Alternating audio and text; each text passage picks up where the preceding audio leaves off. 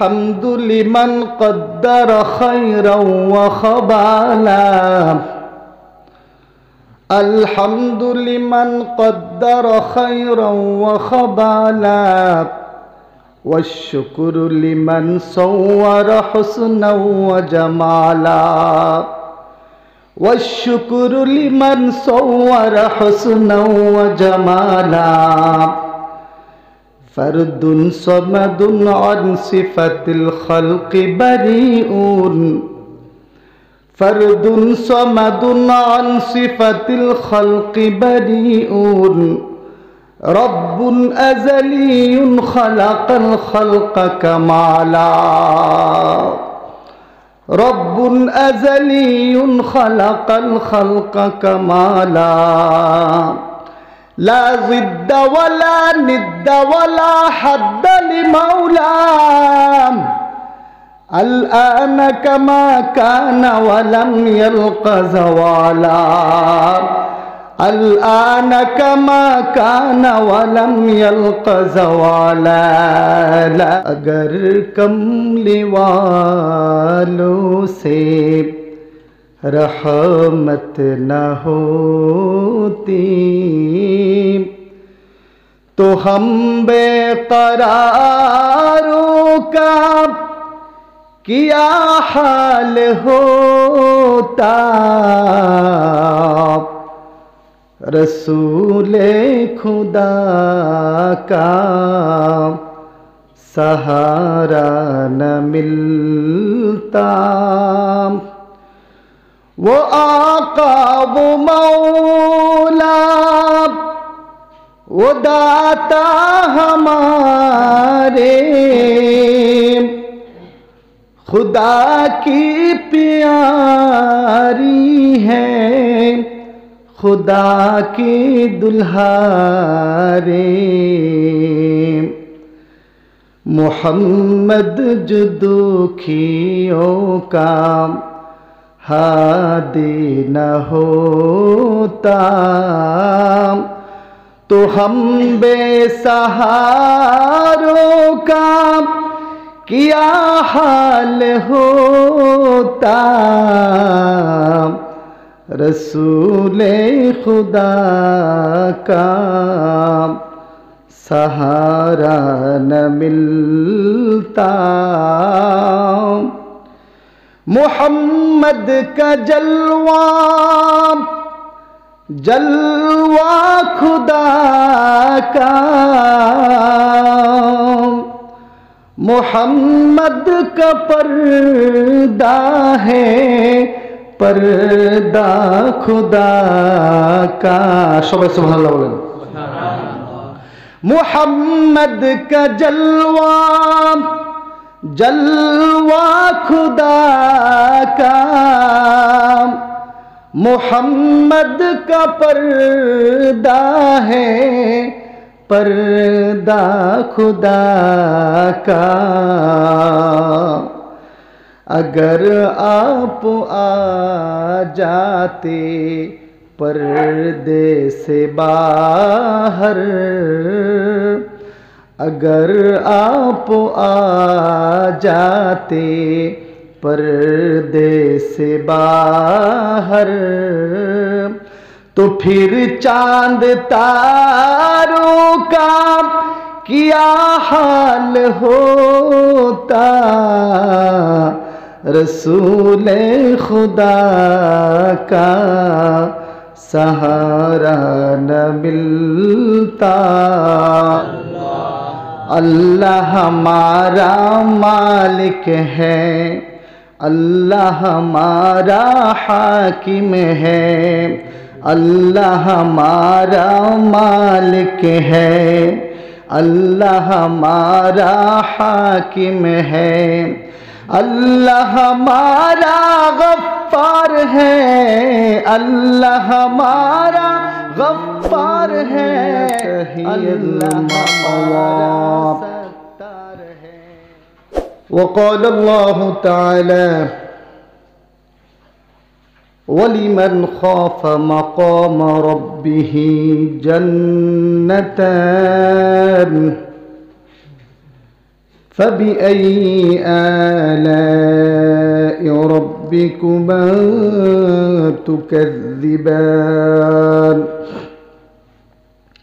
صدق الله العظيم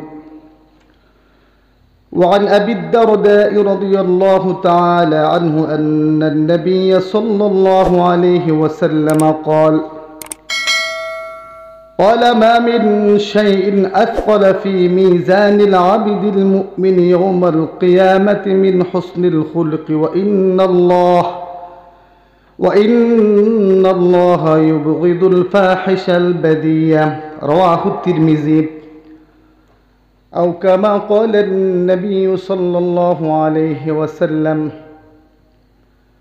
وقال الله تعالى في شان حبيبه مخبرا وآمرا إن الله وملائكته يصلون على النبي يا أيها الذين آمنوا صلوا عليه وسلموا تسليما اللهم صل على سيدنا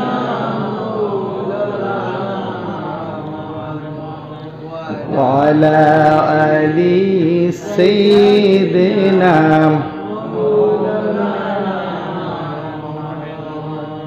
চলে যাও রে রাত্রির হাওয়া ওই যে সোনার মদিনায় মোদের সালাম পৌঁছে দিও দয়াল নবীজির রওয়াজায় আল্লাহুম্মা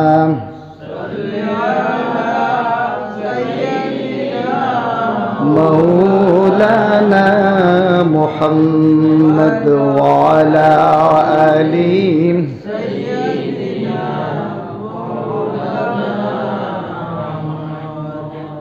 अगर कमली वालों से रहमत न होती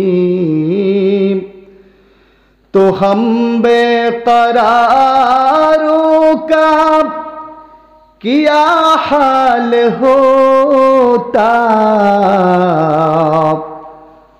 रसूले खुदा का सहारा न मिलता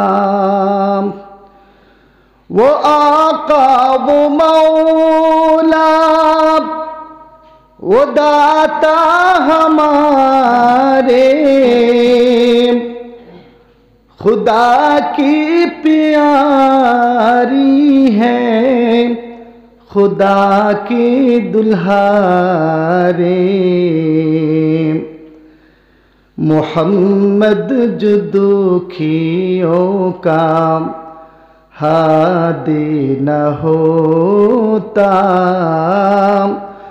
तो हम बेसहारों का क्या हाल होता रसूले खुदा का सहारा न मिलता मोहम्मद का जलवा जलवा खुदा का मोहम्मद का पर्दा है पर्दा खुदा का सबाई सुभान अल्लाह बोलें मोहम्मद का जलवा जलवा खुदा का मोहम्मद का पर्दा है पर्दा खुदा का अगर आप आ जाते पर्दे से बाहर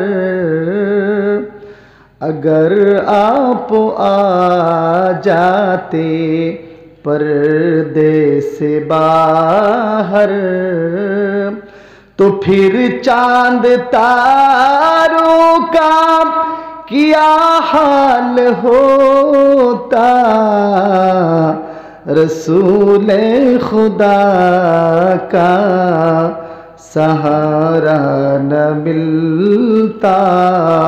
अल्लाहुम्मा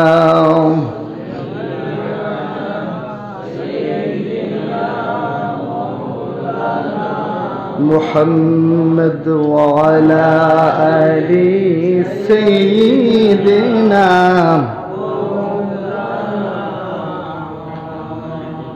अल्हम्दु लिमन क़द्दर खैरन व ख़बाला।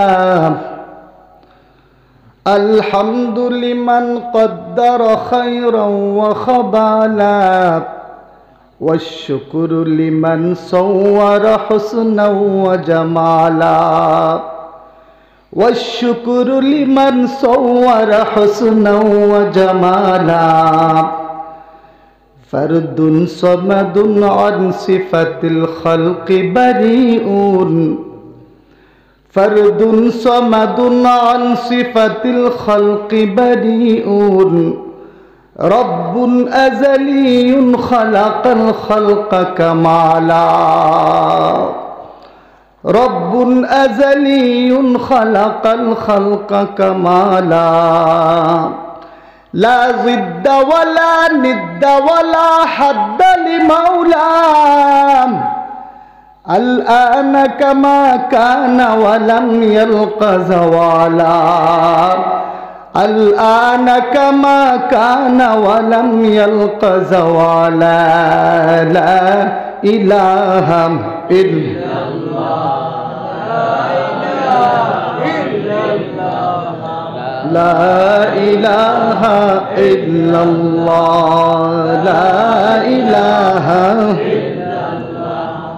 ला इलाहा इल्लल्लाह। ला इलाहा ला इलाहा। अल्लाह हमारा मालिक है। अल्लाह हमारा हाकिम है। अल्लाह हमारा मालिक है।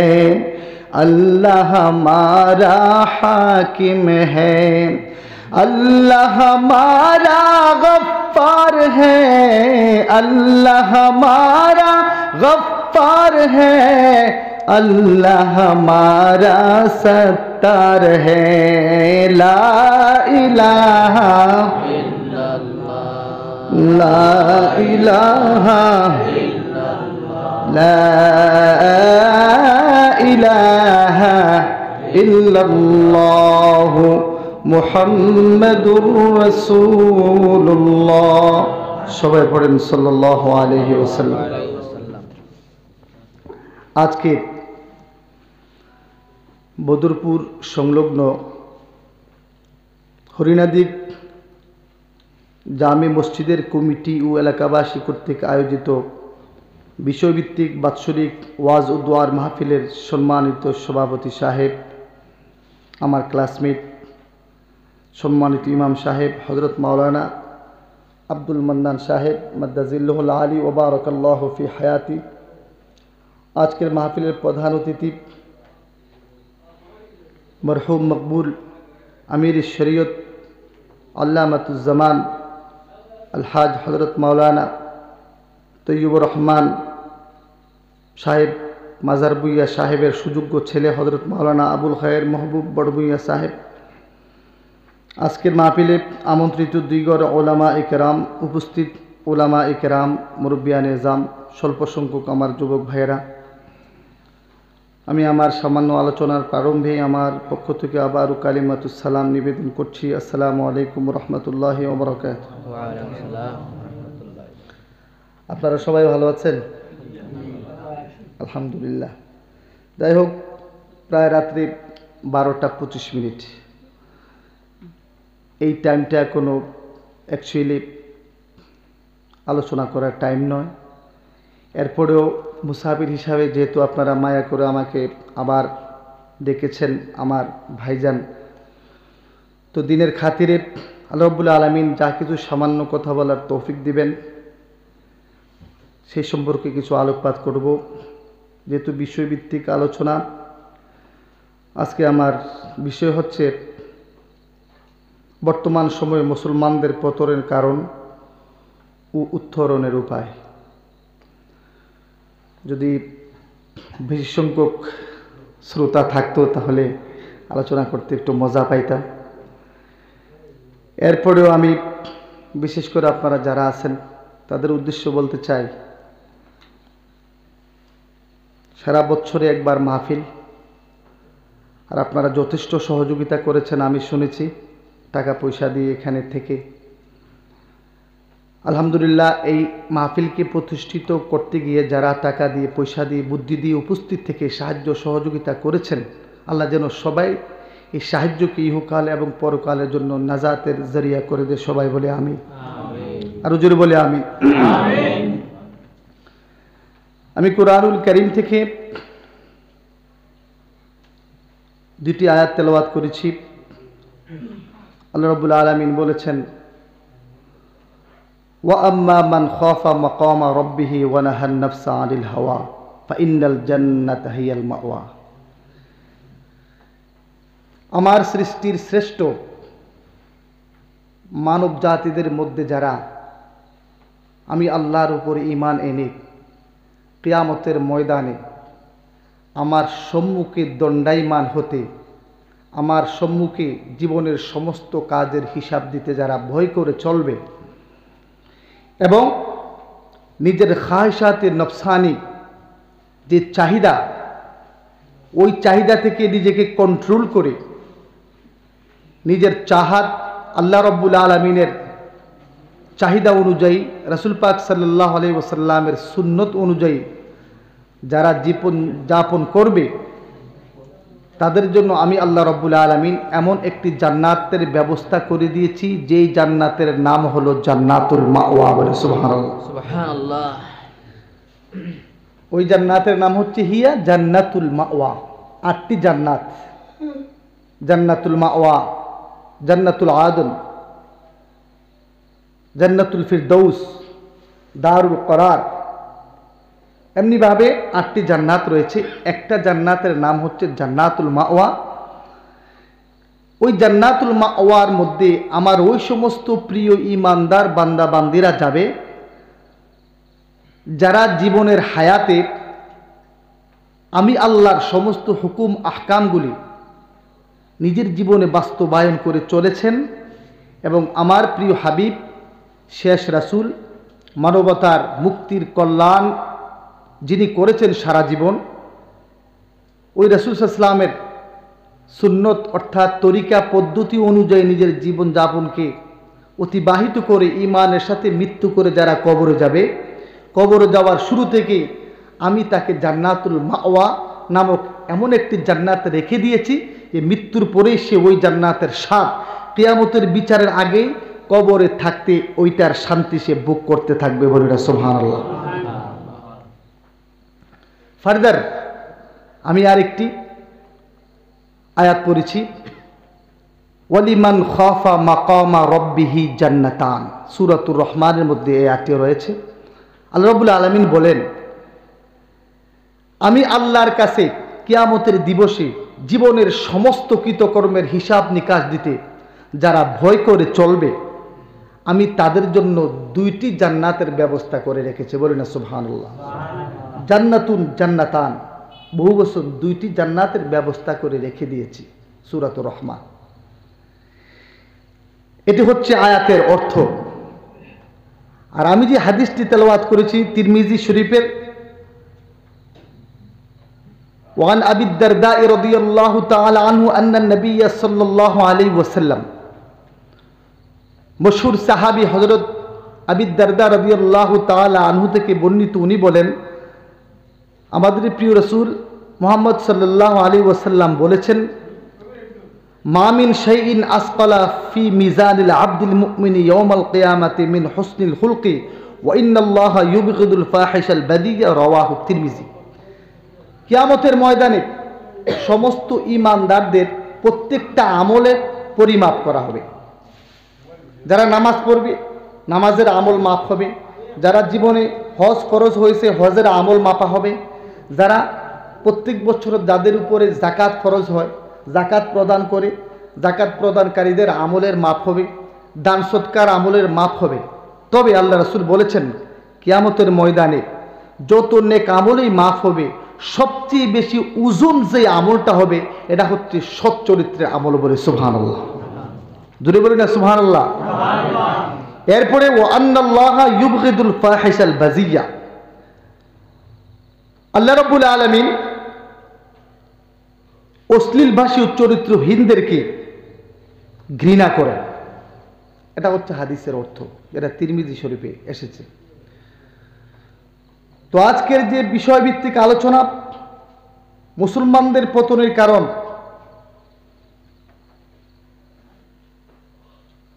ফিলিস্তিন থেকে নিয়ে ইরাক, বসনিয়া, চেচনিয়া, এমনিভাবে সারা পৃথিবীর মধ্যে মুসলমানরা পিপিলিকার মতো জালিমদের হাতে মার খাচ্ছে। কত মুসলমান ছেলে সন্তান, নরনারী, ছোট শিশু জালিমদের বোমার আঘাতে, তাদের গুলির আঘাতে শরীর থেকে অঙ্গ প্রত্যঙ্গগুলি আলাদা হয়ে মাটির সাথে মিশে যাচ্ছে। কথা বলেন ঠিক কিনা?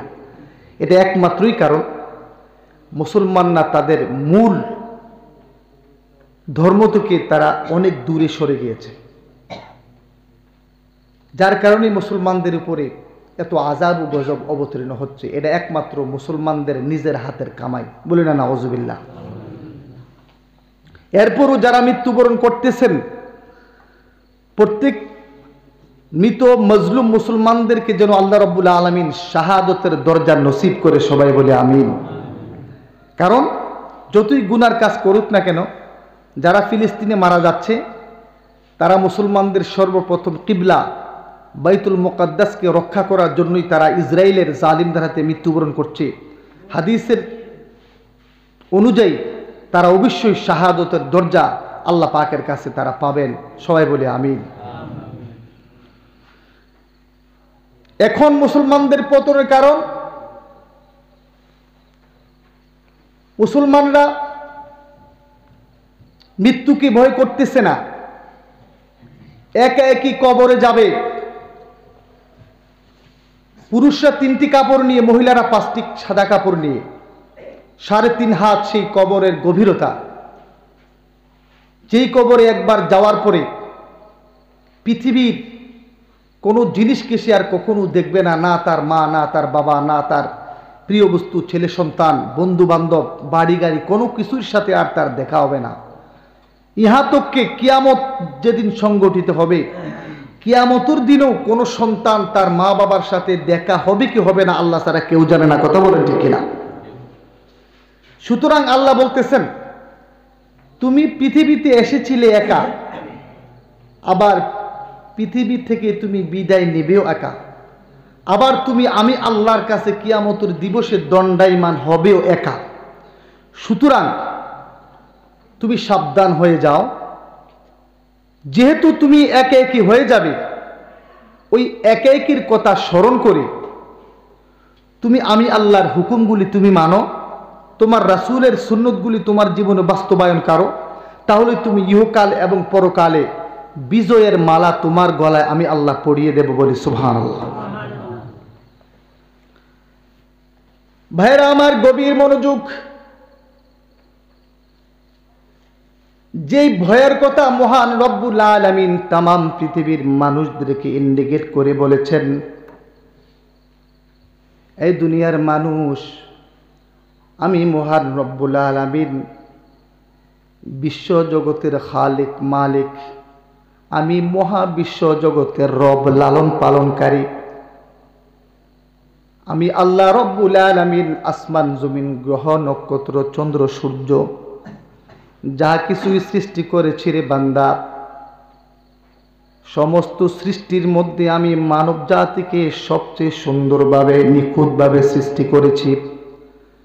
শুধু তাই নয় রে বান্দা, মানব জাতিকে সৃষ্টি করে আমি আল্লাহ রব্বুল আলামিন আমার সমস্ত সৃষ্টির উপরে আমি তাদেরকে প্রাধান্য দিয়ে দিয়েছি। বলি না সুবহানাল্লাহ। আল্লাহ রব্বুল আলামিন, আমরা প্রশ্ন করতে চাই, ওগো রব, তুমি মানুষকে এত সুন্দর করে এত জ্ঞান দিয়ে কেন তুমি সৃষ্টি করলে?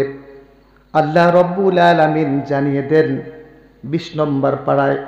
এই আয়াতটি সবাই আমরা জানি। বিসমিল্লাহির রহমানির রহিম। ওয়ামা খালাকতুল জিন্না ওয়াল ইনসা ইল্লা লিয়াবুদুন। আল্লাহু আকবার বলেন। আল্লাহ বলেছেন, আমি আসমান জমিন গ্রহ নক্ষত্র চন্দ্র সূর্য সবাইকে সৃষ্টি করলাম। এই সৃষ্টির মধ্যেও আমি আল্লাহর বহুত একটি মহৎ উদ্দেশ্য রয়েছে। আল্লাহ রব্বুল আলামিন জানিয়ে দেন, মানুষ ব্যতীত আমি আল্লাহর যত সৃষ্টি রয়েছে সমস্ত সৃষ্টি দিবারাত্রিতে হয় আমি আল্লাহর তসবিহ পাঠ করে, না হলে আমি আল্লাহর জিকির করে, না হলে আমি আল্লাহকে কুদরতিভাবে সিজদা করে। বলে সুবহানাল্লাহ। আসমান যদি সারা জীবন আমি আল্লাহকে সিজদা করে, গ্রহ নক্ষত্র চন্দ্র সূর্য সব কিছুই যদি আমি আল্লাহকে সর্বক্ষণ সিজদা করে, তবু আমি আল্লাহ খুশি নয়। কিন্তু আমার একটা সৃষ্টির শ্রেষ্ঠ মানুষ যখন নামাজের মাধ্যমে আমি আল্লাহকে ভয় করে যখন আমার কুদরতি কদমে সিজদা করে, আমি আল্লাহ রব্বুল আলামিন সবচেয়ে বেশি খুশি হয়ে যায়। ভাইরা আমার, আমি আপনাদের কাছে বলতে চাই, আল্লাহ জানিয়ে দিলেন মুসলমানরা যখন ঈমান আনবে, ঈমান আনার পরে প্রত্যেকটা মুসলমানের উপরে আমি আল্লাহ রব্বুল আলামিনের পক্ষ থেকে এমন কিছু দায়িত্ব দিয়ে দিয়েছি, ওই দায়িত্বগুলি তারা মৃত্যুর আগ পর্যন্ত পালন করতে হবে। বলে সুবহানাল্লাহ। আমার কথা বুঝে আসছে আপনাদের? আজকে দেখেন, এই সিচুয়েশনটা অ্যাজ এ অ্যাপ্রোপ্রিয়েট নয়। আমি স্বল্প সময় আলোচনা করব যে আমি একটি দায়িত্ব দিয়ে দিয়েছি তোমাদেরকে, যারা ঈমান এনেছো, যারা ঈমান আনে নাই, আই ডোন্ট কেয়ার দেম। আল্লাহু আকবার বলেন। I don't care them. আমি আল্লাহ তাদেরকে কোনো বুরুক্ষেপই করি না, তাদের দিকে নজরই করি না। বলি না সুবহানাল্লাহ। বাট কাফির মুশরিকদের মধ্যে যারা আমি আল্লাহকে বিশ্বাস করেছো, আমি সব সময় তোমাদের দিকে নেগাহে রহমতের দিকে তাকাই। বলি না সুবহানাল্লাহ। সব সময় তোমাদের দিকে তাকিয়ে থাকি, কারণ তোমরা আমি আল্লাহকে এক আল্লাহ হিসাবে বিশ্বাস করেছো। বলি না সুবহানাল্লাহ। আর এই বিশ্বাসটা যে আমরা করেছি, এটা আমরা নিজে করি নাই, আল্লাহ অশেষ দয়া করে কৃপা করে আমাদেরকে মুসলমান মা বাবার ঘরে জন্ম দিয়ে আল্লাহকে এক আল্লাহ চিনার যে তৌফিক দিয়েছেন, এই শুকরিয়া যদি তামাম পৃথিবীর মুসলমান গায়ের চামড়া দিয়েও আদায় করে তাহলে শেষ হবে না। কথা বলেন ঠিক কিনা? বিকজ قال النبي صلى الله عليه وسلم من قال لا اله الا الله فدخل الجنه। বলেন সুবহানাল্লাহ। মুসলমান এই কালেমা পড়ে যারা আল্লাহর উপর ঈমান আনবে, যদিও সে গুনাহ করুক না কেন, যদিও সে জাহান্নামী হয়, তার নির্দিষ্ট পরিমাণ জাহান্নামের শাস্তি ভোগ করে এই কালেমার বদৌলতে একদিন না একদিন আমরা জাহান্নাম থেকে প্রত্যাবর্তন করে আল্লাহর জান্নাতে চলে যাবই। বলি না সুবহানাল্লাহ। এতে কোনো সন্দেহ নাই। কিন্তু মুসলমান ব্যতীত এই ক্যাপাসিটি আল্লাহ কোনো কাফির, কোনো মুশরিক, কোনো ইহুদি, কোনো নাসারাকে এই পাওয়ারটা দিবে না। বলি না সুবহানাল্লাহ। তাহলে এই দিক দিয়ে আমরা একটা কনসিডার পাইলাম, কারণ আমরা একটা ভিসা কলেমার মাধ্যমে আল্লাহর পক্ষ থেকে পেয়ে গেছে। সবাই বলেন আলহামদুলিল্লাহ। আরো জোরে বলেন আলহামদুলিল্লাহ। হাসরের ময়দানে বিচার হবে শুধু মুসলমানদের, ঈমানদারদের, মুশরিক কাফিরদের কোনো বিচার হবে না। আল্লাহু আকবার বলেন। তার প্রমাণ আল্লাহ রাব্বুল আলামিন সূরা ইয়াসিনে বলে দিয়েছেন, ওয়ামতাজুল ইয়াউমা আইয়ুহাল মুজরিমুন। আজকের এই কিয়ামতের দিবসে আমার ঈমানদার ব্যক্তিবর্গদের থেকে তোমরা যারা মুশরিক কাফের বেঈমান, তোমরা বাম দিকে আলাদা হয়ে যাও। আল্লাহু আকবার বলেন। অর্থাৎ তোমাদের বিচার হবে না, বিনা বিচারে তোমরা জাহান্নামী। আল্লাহু আকবার কোন? বিনা বিচারে প্রত্যেকটা কাফির মুশরিক কি বলেন? জাহান্নামী। বিচার হবে কার? আমাদের। বিচার কার হবে? কথা বলেন, বিচার কার হবে?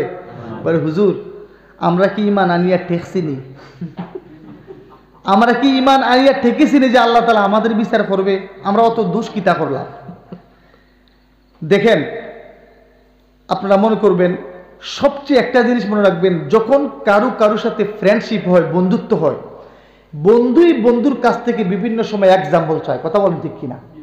দুশ্মনের কাছ থেকে কোনো এক্সাম্পল চায় না। বন্ধু আমাকে কত ভালোবাসে এটা সবসময় পরীক্ষা নিরীক্ষা করে। স্ত্রী আর স্বামী তাদের দাম্পত্য জীবনের শ্রেষ্ঠ বন্ধু। কথা বলেন ঠিক কিনা? স্ত্রী স্বামীর কাছে ডিমান্ড করে, স্বামী স্ত্রীর কাছে ডিমান্ড করে কে কতটুকুন স্বামী স্ত্রীকে ভালোবাসে, স্ত্রী স্বামীকে ভালোবাসে। তদ্রুপ আল্লাহ তাআলাও যারা ঈমান এনেছেন তাদেরকে বিভিন্ন পরীক্ষা নিরীক্ষা করবেন। এটা হচ্ছে একটা মুহাব্বতের এক্সাম্পল। বলি সুবহানাল্লাহ। পরিশেষে আমাদেরকে নাজাত দিবেই, এতে কোনো সন্দেহ নাই। সন্দেহ থাকলে আমাদের ঈমান থাকবে না। নাজাত তো দিবেই, তবে জাস্ট পরীক্ষা নিরীক্ষা করে আমাদেরকে নাজাত দিয়ে দিবে। এই জন্য আল্লাহ বলেছেন, তোমরা যেন আমি আল্লাহর কাছে সামান্যতম পরীক্ষার সম্মুখীন না হও, বিনা পরীক্ষায় যাতে তোমরা দুইটি জান্নাতের অধিকারী হইতে পারো, জান্নাতুল মাওয়ার অধিকারী হইতে পারো।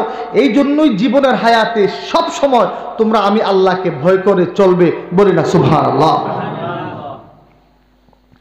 আজকের পৃথিবীর মুসলমানদের পতনের কারণ, মুসলমানরা ঈমানওয়ালা বিশ্বাস করে, কিন্তু আল্লাহ যে হুকুমটা দিয়েছে ঈমান আনার পরেই সর্ববৃহৎ হুকুম হচ্ছে তোমরা কন্টিনিউয়াস 24 ঘন্টায় 5 ওয়াক্ত নামাজ আদায় করা। কিন্তু দেখা যায় 100 ভাগের 80 ভাগ মুসলমান 5 ওয়াক্ত নামাজ কন্টিনিউয়াস ফরজ হুকুমকে আদায় করে না। কথা বলেন ঠিক কিনা? কথা বলেন ঠিক কিনা? মুসলমান ছেলেরা, যুবক যুবতীরা আজকে মোবাইলের সাথে তাদের প্রাণ, তাদের জীবন, তাদের চোখ সবসময় মোবাইলের সাথে, নয় ব্যবসার সাথে, কাজের সাথে, কৃষিকাজের সাথে।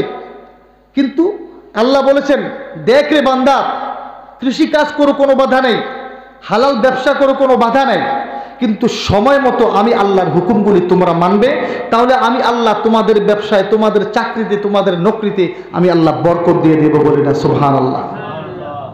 তোমাদের ব্যবসা বাণিজ্য এটা জরুরাতান, কিন্তু তোমাদের মকসুদ হবে আমি আল্লাহর হুকুম, নামাজকে আদায় করা। বলে না সুবহানাল্লাহ।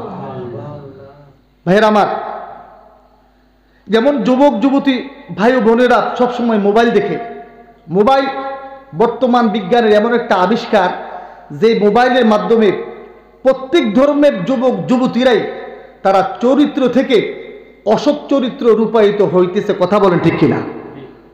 যতগুলি রিজন রয়েছে খেলাধুলা, এর মধ্যে বর্তমান মডার্ন সেঞ্চুরিতে আমি মনে করি mobile is a main factor যে যুবক যুবতীরা খারাপের দিকে ডাইভার্ট হচ্ছে।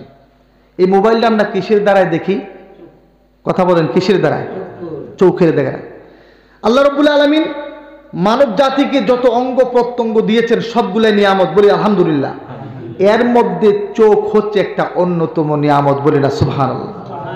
চোখ হচ্ছে এমন একটা সৃষ্টি, এমন একটা সায়েন্টিফিক্যাল সৃষ্টি, যে চোখটা দ্বারায় আমরা জানি আলোর গতি মহাশূন্যে, শূন্যে আলোর গতি সেকেন্ডে 1,86,000 কিলোমিটার। আল্লাহু আকবার বলেন। কিন্তু চোখের লেজের গতি, আলোর গতি সেকেন্ডে প্রায় 5 কোটি লক্ষ কিলোমিটার। বলি সুবহানাল্লাহ।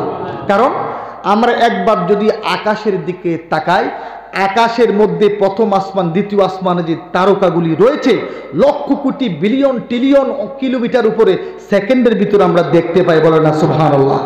চোখের মতো ক্যামেরা বিশ্বজগতে আজ পর্যন্ত কোনো বিজ্ঞানী বানাইতে পারে নাই, কিয়ামত পর্যন্ত পারবেও না। বলি সুবহানাল্লাহ। সবচেয়ে বড় পাওয়ারফুল ক্যামেরা হচ্ছে প্রত্যেকটা জীবের চোখ। বলি সুবহানাল্লাহ। যেমনিভাবে ক্যামেরা একটা ফটোকে এইভাবে টার্ন করার পরে, সুইচ টিপ দেওয়ার পরে ফটোটা ক্যামেরার ভিতরে নিয়ে যায়, তদ্রূপ চোখ দিয়ে যখন আমরা কোনো কিছু তাকাই ওই জিনিসটার প্রতিচ্ছবি আমাদের ব্রেনের মধ্যে প্রবেশ করে নেয়। কথা বলেন ঠিক কিনা? আজকের যুবক যুবতীরা যদি মোবাইলের মাধ্যমে তোমরা খারাপ ছবিগুলি দেখো, সিনেমাগুলি দেখো, তাহলে ওই ভিডিওগুলি তোমাদের ব্রেনের ভিতরে সবসময় চলমান থাকবে, যার কারণে তোমার কাছে নামাজ ভালো লাগবে না, তোমার কাছে রোজা ভালো লাগবে না, তোমার কাছে কোরআনের তেলাওয়াত ভালো লাগবে না, তোমার কাছে মা বাবার কথা শোনা ভালো লাগবে না, তোমার কাছে সমাজের উন্নতি করার কোনো কাজ, মসজিদ মাদ্রাসা সেবা করা তোমার কাছে ভালো লাগবে না। কারণ তোমার ব্রেনের ভিতরে সর্বদা সালমান খান, সর্বদা শাহরুখ খান, অমুক নায়ক, অমুক নায়িকা, অমুক প্লেয়ার তোমার ব্রেনে সদা সর্বদা ঘুরতেছে। কারণ তুমি সেই চোখ দিয়ে তাদের ভিডিওগুলি তোমার ব্রেনের ভিতরে একদম সংযুক্ত করে রেখেছো। কথা বলেন ঠিক কিনা? আমার কথা বুঝে আসছে না আপনাদের? গভীর মনোযোগ ভাইয়েরা আমার, আজকের পৃথিবীর মুসলমানদের চোখে যদি সব সময় আল্লাহর কুদরতের দিকে যদি মুসলমানরা তাকাইতো, মুসলমান যদি সদা সর্বদা আল্লাহ রব্বুল আলামিনের পক্ষ থেকে দেওয়া তামাম পৃথিবীর মানুষের জন্য, বিশেষ করে মুসলমানদের জন্য যে কিতাব দান করেছেন সেটার নাম কি বলেন? জুড়ে বলেন, সেটার নাম কি? সেটার নাম হচ্ছে আল কোরআন। বলি সুবহানাল্লাহ। আল্লাহ বলতেছেন, মানুষে আমি আল্লাহকে তোমরা দেখো নাই, তবে আমি আল্লাহ কত শক্তিশালী, কত রহমতের অধিকারী, কত করুণার অধিকারী। আমি আল্লাহকে চেনার জন্য, আমি আল্লাহকে পাওয়ার জন্য আমি আল্লাহর পক্ষ থেকে তোমাদেরকে দুইটি জিনিস দান করেছি। একটা হচ্ছে সময় সাপেক্ষে আমি আল্লাহর পক্ষ থেকে প্রেরিত সমস্ত রাসূল এবং নবীগণ, এরপরে আখিরি জামানার মানুষের জন্য আমি আল্লাহ যে জিনিসটা দান করেছি সেই জিনিসটার নাম হলো আল কোরআন। বলি সুবহানাল্লাহ। ये कलामे जिंदा कुराने हकीम हिकमते उला यजालस्तो कदीम। नारे तकबीर। ये जमीए जिंदा कुराने करीम ये नुज़ुले रब्बी मौलाए हकीम। भाइरा আমার, আল্লাহ রাব্বুল আলামিন জানিয়ে দেন, এই দুনিয়ার মানুষ চাহে মুমিন হোক গায়রে মুমিন হোক, আমি আল্লাহর কোরআন তোমাদের জন্য দিয়েছি। এই কোরআনকে যদি তোমরা ঈমান আনার পরে যদি এটাকে টাচ করো, যদি পড়তেও না পারো, আমি আল্লাহর কোরআনের দিকে যদি সব সময় তাকিয়ে থাকো, তবু আমি আল্লাহর কোরআনের একটা আজমত আমি তোমাদের অন্তরের ভিতরে ঢেলে দেব। বলি সুবহানাল্লাহ। নারায়ে তাকবীর। ভাইরা আমার, আজকে পৃথিবীর মুসলমান যদি সর্বদা ব্যবসার ফাঁকে, তিজারতের ফাঁকে, কৃষিকাজের ফাঁকে, চাকরি নকরির ফাঁকে যদি মোবাইলের ভিতরে খেলাধুলা না দেখে, আল্লাহর কোরআনে কারীমের আয়াতগুলি যদি দেখে নাও পড়তে পারে, হায় আল্লাহ আমি তোমার কালামুল্লাহ পড়তে পারি না, তবে আমি তোমার কালামুল্লাহকে সবচেয়ে বেশি ভালোবাসি, এই জন্য তোমার কোরআনের আয়াত সদা সর্বদা আমার চোখের সামনে ভাসাইতে চাই। এইভাবে যদি সারা পৃথিবীর মুসলমান আল্লাহর কোরআনকে তাদের চোখের মাধ্যমে অন্তরের ভিতরে প্রবেশ করানোর প্রচেষ্টা যদি চালাইতো, তাহলে আজকের পৃথিবীর সমস্ত হুকুমত আল্লাহ রব্বুল আলামিন মুসলমানদের কদমের নিচে ঢেলে দিত। বলে সুবহানাল্লাহ। আল্লামা ইকবাল, উনি একজন কবি ছিলেন, লেখক ছিলেন, জ্ঞানী ছিলেন, যিনি অক্সফোর্ড ইউনিভার্সিটি, হার্ভার্ড ইউনিভার্সিটিতে পড়াশোনা করেছেন, স্টাডি করেছেন। যে ইউনিভার্সিটির পরিবেশ হচ্ছে নোংরা পরিবেশ, ওইখানের মেয়েরা বেপর্দার সাথে তাদের ড্রেস সবসময় উলঙ্গপনা থাকে, ওইখানে ওপেন চলাফেরা, ছেলে মেয়ের কোনো ভেদাভেদ নাই। ওনাকে প্রশ্ন করা হয়েছে, ও ইকবাল, তুমি অক্সফোর্ড হার্ভার্ড ইউনিভার্সিটিতে পড়ার পরেও কি করে তোমার ভিতরে রাসূল সাল্লাল্লাহু আলাইহি ওয়াসাল্লামের মুহাব্বত, কোরআনের মুহাব্বত, তাওহীদের মুহাব্বত তোমার ভিতরে অন্তরে সৃষ্টি হইল? তুমি একজন বহুত বড় ইসলামিক তাওহীদি কবি হয়ে গেলে, কোরআনের কবি হয়ে গেলে, এটা কি করে সম্ভব হয়েছে? আল্লাহু আকবার বলেন। আল্লামা ইকবাল জবাব দিয়েছিলেন, ও ভাই আমার স্টাডির সময় আমি কোনোদিন উলঙ্গপনা মেয়েদের দিকে, ছাত্রীদের দিকে আমি তাকাই নাই। আমি স্টাডির সময় আমার শিক্ষকদের মুখ থেকে যা কিছু শিক্ষা দান করতো আমি তা শিখে নিতাম, কিন্তু এর ফাঁকে আমি ইকবাল আল্লাহর কোরআনে কারীমকে সদা সর্বদা চোখের সামনে রাখতাম। বলে সুবহানাল্লাহ। এই জন্য মহান রব্বুল আলামিন কোরআনের আজমত, ইসলামের আজমত, রাসূলের আজমত আমি ইকবালের অন্তরের ভিতরে সৃষ্টি করে দিয়েছি। নারায়ে তাকবীর। খারাপ লাগতেছে আপনাদের? ভাইরা আমার, আমি আমার আলোচনার দিকে যাচ্ছি। স্বল্প সময় বসবো তো ইনশাল্লাহ। একটু দুরূদ শরীফ পড়ি। সাল্লাল্লাহু আলা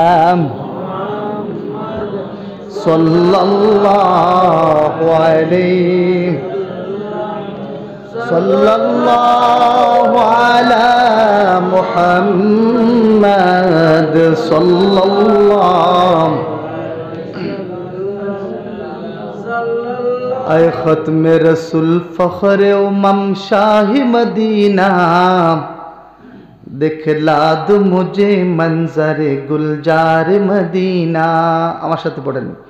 আয় খতমে রসুল ফখরে উমম শাহি মদিনা দেখলা দু মুঝে মঞ্জরে গুলজার মদিনা। अल्लाह ने हमको मौके में के काबा बनाया,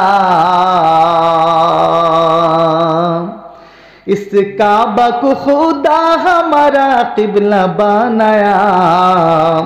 हर सालम हाजी चले जा राही मदीना, हर सालम हाजी चले जा राही मदीना दिखला दो मुझे मंजर गुलजार मदीना। कौनैन का मुख्तार खुदा आपको बनाया, उम्मत का निगाहबान खुदा आपको बनाया। आपको बनाया खुदा सुल्तान मदीना, आपको बनाया खुदा सुल्तान मदीना दिखला दो मुझे मंजर गुलजार मदीना। सल्लल्लाहु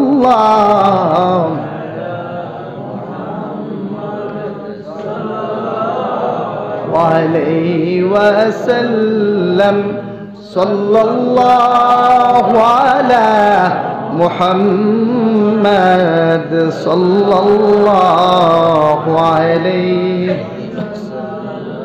জোরে একটা তাকবীর দিন, নারে তাকবীর। আরো জোরে।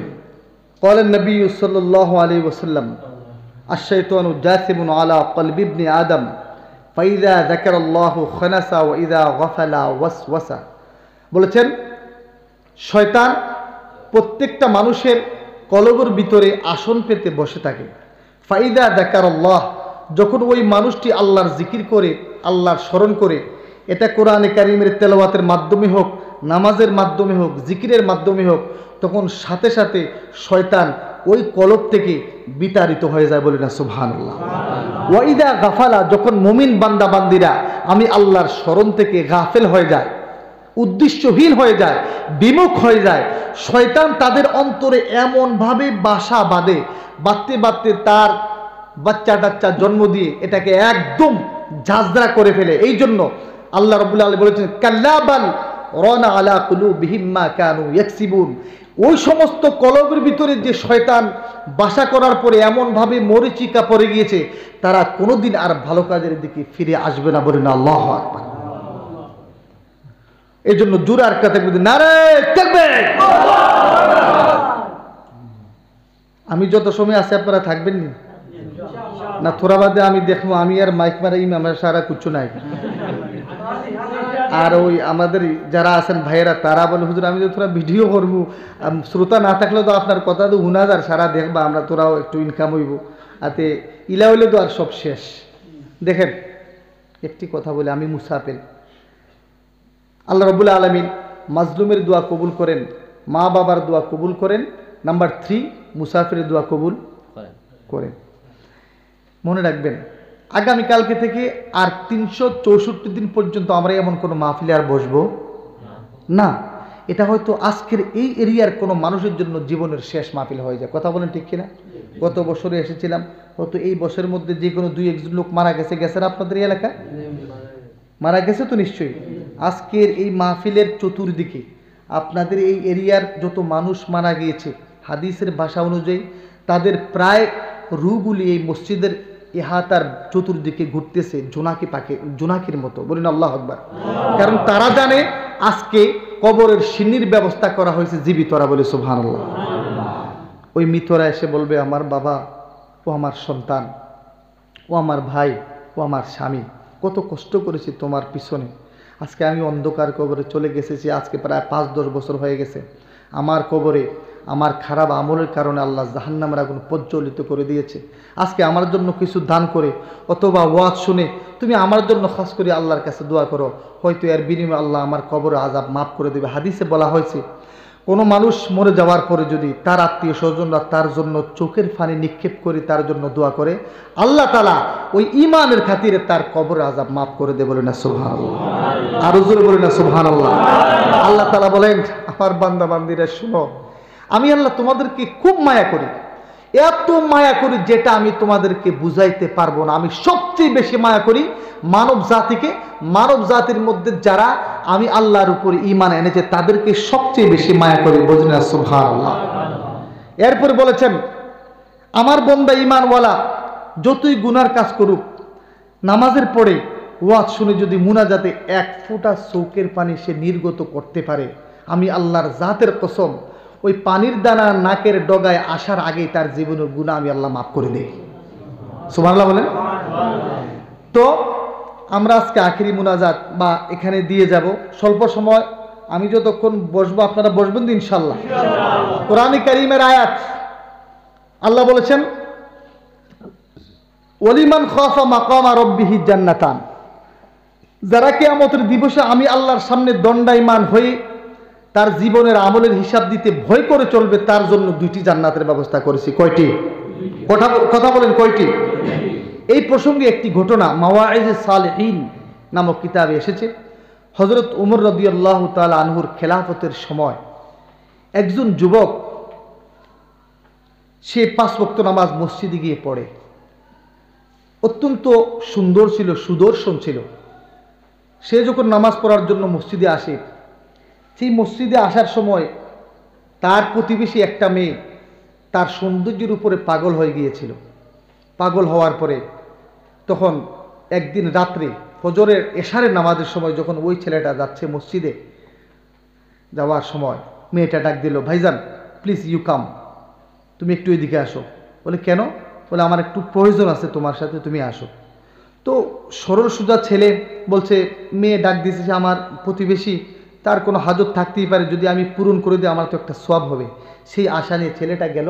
যাওয়ার পরে ওই যুবতী তার ঘরে নিয়ে পুরা ইউসুফ জুলাইখার মতন সমস্ত দরজা জানালাগুলি বন্ধ করে দিল। বন্ধ করে দেওয়ার পরে তখন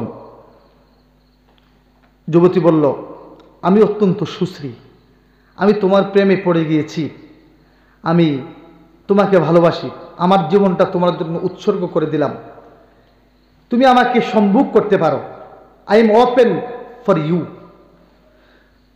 যুবক যখন মেয়ের এই অবস্থা দেখলো, সাথে সাথে আল্লাহর ভয়ে, কার ভয়ে? জুড়ে বলেন, কার ভয়ে? আল্লাহর ভয়ে তার চোখ দুটি নিম্নগামী করে ফেললো। বলো না সুবহানাল্লাহ, জুড়ে বলেন সুবহানাল্লাহ। এই কোরআনের আয়াতটা তার স্মরণে পড়ে গেছে, ওয়ালিমান খাফা মাকামা রাব্বিহি জান্নাতান। হায়রে, পৃথিবীর ভিতরে চলার সময় তোমার কাছে কত সুযোগ আসবে, ঘুষের টাকা আসবে, সুদের টাকা আসবে, হারামের কত টাকা আসবে, অনেক কিছু হারাম তোমার চোখের সামনে বাতাসের মধ্যে এইভাবে পাখি এবং বিভিন্ন মাছি মশা যেভাবে উড়ে তোমার সামনে আসবে, তোমাকে বলবে তুমি আমাকে নাও নাও, তুমি নিলে অনেক টাকার মালিক হবে। কিন্তু তুমি যদি ওই মুহূর্তে আমি আল্লাহকে ভয় করে যে না না, এটা আমার জন্য বৈধ নয়, এটা আমার জন্য অবৈধ, কারণ আমি আল্লাহর কাছে বিচার দিবসের দণ্ডায়মান হতে হবে, আমি এই সমস্ত অবৈধ হারাম জিনিস নিতে পারবো না, তুমি যদি অ্যাবাউট করে দাও আমি আল্লাহকে ভয় করে, তোমার জন্য 2টি জান্নাতের ব্যবস্থা বলি সুবহানাল্লাহ। ওই যুবক এই আয়াতটা মনে করে ফেলল। মনে করার পরে চক্ষু নিম্নগামী করার পরে বলল, বোন আমার, তুমি আল্লাহকে ভয় করো, যেই দিন আল্লাহ প্রত্যেকটা মানুষের হিসাব নিকাশ নিবে ওই দিনকে তুমি ভয় করো। মেয়েটা মানছে না। না মানার পরে যখন জবরদস্তি তার দিকে অগ্রসর হইল, তখন ওই যুবক ছেলেটা এই আয়াতটি স্মরণ করে সাথে সাথে বেহুশ হয়ে গেল। বলে না সুবহানাল্লাহ। আর জোরে বলেন সুবহানাল্লাহ, নারায়ে তাকবীর। বেহুশ হওয়ার পরে, একদম বেহুশ, টোটালি বেহুশ, সারা রাত্রি বেহুশ। তখন মেয়ে এখান থেকে পলায়ন করলো। এই খবরটা চতুর্দিকে রটে গেল যে অমুক ছেলে তো নামাজি, এই মেয়ের ঘরে কি করে সেই রুমের ভিতরে বেহুশ হয়ে গেল, কি ঘটনা ঘটলো। চতুর্দিকে মানুষ আসলো। সকালে তার বাবাকে তলব করা হইল। ওই যুবকের বাবা আসলো। আসার পরে তখন তার মুখে পানি ছিটা দেওয়ার পরে একটু সজাগ হয়েছে। সজাগ হওয়ার পরে ওই যুবক বাবার কানে কানে বলল, বাবা যান, আপনি যেই সৎ শিক্ষা আমাকে দিয়েছিলেন সবসময় সঠিক রাস্তায় চলার জন্য, আল্লাহকে ভয় করার জন্য, আমাকে এই বাড়ির অমুক যুবতী মেয়েকে আমার প্রতি সে প্রলোভন করেছিল, তার যে প্রলোভন থেকে বাঁচানোর জন্য আমি আল্লাহর কাছে সাহায্য চেয়েছিলাম এবং ওই আয়াতটা স্মরণ করে এত ভয় করেছিলাম, আল্লাহর এমন ভয় আমার অন্তরে জাগ্রত হয়ে গিয়েছিল। আল্লাহর ভয়ে কিয়ামতের বিভীষিকার দৃশ্য আমার চোখের সামনে আসার পরে আমি হঠাৎ বেহুশ হয়ে গেলাম এবং মনে হয় আমি বেশিক্ষণ থাকবো না, আমি আল্লাহর দিদারে চলে যাব। তবে আপনারা ওই মেয়েটাকে মারবেন না, বলি না সুবহানাল্লাহ। বাবাকে কর্ণকুহুরে এই মেসেজটা দিয়ে সাথে সাথে ছেলেটা মৃত্যুর কোলে ঢলে পড়ল। ঢলার পরে তাকে কবরস্থ, জানাজার নামাজ পড়ানোর পরে কবরস্থ করাইল।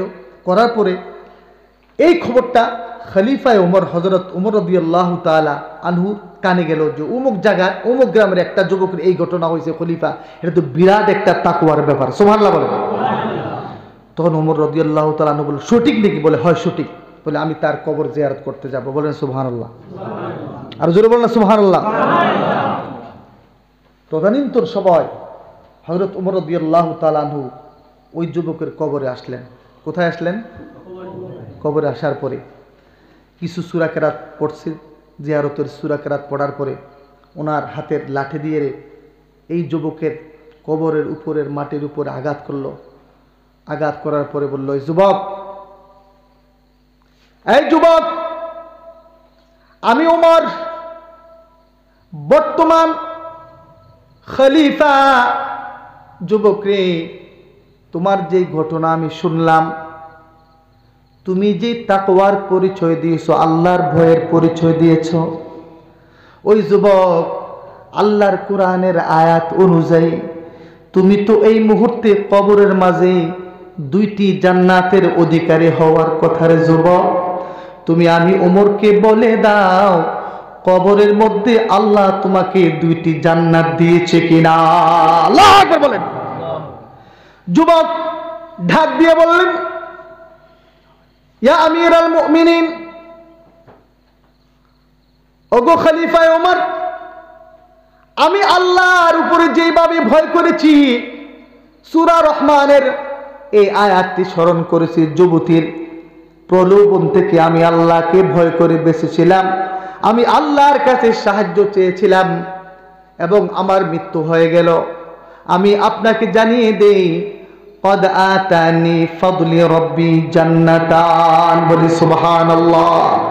قد آتاني بفضل ربي جنتان, আমিরুল মুমিনিন, আল্লাহ রব্বুল আলামিন অনেক করুণা করে, দয়া করে আমার এই ভয়ের কারণে আমাকে দুইটি জান্নাতের অধিকারী বানিয়ে দিয়েছে, বলি সুবহানাল্লাহ। जन्नतो दोज़ख से मैं क्या करूं, आरज़ू है मैं तुझे देखा करूं, जन्नतो दोज़ख से मैं क्या करूं, आरज़ू है मैं तुझे देखा करूं। नारे तकबीर।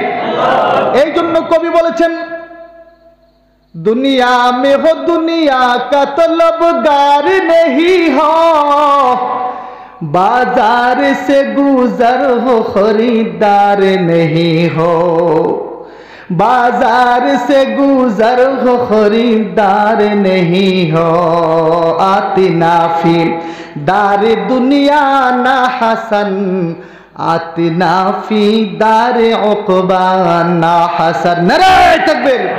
কবি বলতেছেন, হে দুনিয়ার মানুষ, এই দুনিয়াটা তোমার জন্য আসল উদ্দেশ্য নয়, দুনিয়ার সৌন্দর্য তোমার জন্য কাম্য নয়, তোমার জন্য কাম্য হচ্ছে আল্লাহ রব্বুল আলামিনের দেওয়া প্রত্যেকটা জান্নাতের কামনা করা, বলি সুবহানাল্লাহ। ভাইরা আমার, আমি আপনাদেরকে জানিয়ে দেই, মানুষ নাই, যুবকরা নাই, মন খুলে আলোচনা করতাম। এখন সারা রাত্রে আলোচনা করি, যদি আমরা ফজরের নামাজ না পড়ি, টোটালি আলোচনাটা বৃথা যাবে। কথা বলেন ঠিক কিনা? জোরে বলেন ঠিক কিনা? তাই আমি হাদিস থেকে কয়েকটি হাদিসের ব্যাখ্যা করেই আমি আপনাদের কাছ থেকে বিদায় নেব, যেহেতু আল্লাহ রাব্বুল আলামিন বলেছেন ওয়াজআলনা নাওমাকুম সুবাতা, কারণ আমি ঘুম নামক একটা বস্তু সৃষ্টি করেছি তো তোমাদের শরীরের আরাম দেওয়ার জন্য। কথা বলেন ঠিক কিনা? ঘুমটাও আমাদের শরীরে একটা আরাম, ঘুমটা আমাদেরকে যাইতে হবে, না ঘুমাইলে উঠে ফজর নামাজ আমরা পড়তে পারবো না। তাই আমি সংক্ষেপে আমার আলোচনা শেষ করতে যাচ্ছি। আজকের পৃথিবীর মুসলমান অধপতনের কারণ, মুসলমানরা আল্লাহর ভয় মুসলমানদের অন্তর থেকে সরে গিয়েছে। কথা কোন ঠিক কিনা? জোরে কন্যা ঠিক কিনা? আল্লাহর ভয় মুসলমানদের অন্তর থেকে সরে গিয়েছে।